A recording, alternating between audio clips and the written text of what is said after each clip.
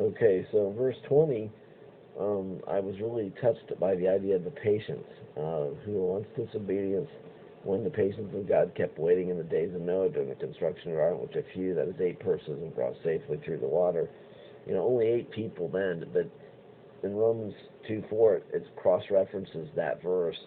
that tells us not to think lightly of the patience of God. We shouldn't think lightly of that because it's the power, and you know,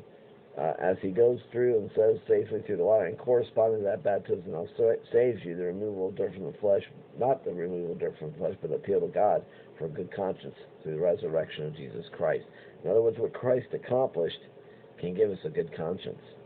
can give us a conscience that can say, hey, I can just not be a part of my sin, but move away from there. And then in verse 22,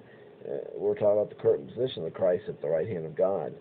the same authority we are under, and I kind of got an interesting conclusion with all this in this final statement. We waste a lot of time hindered by our sin that shouldn't hinder us.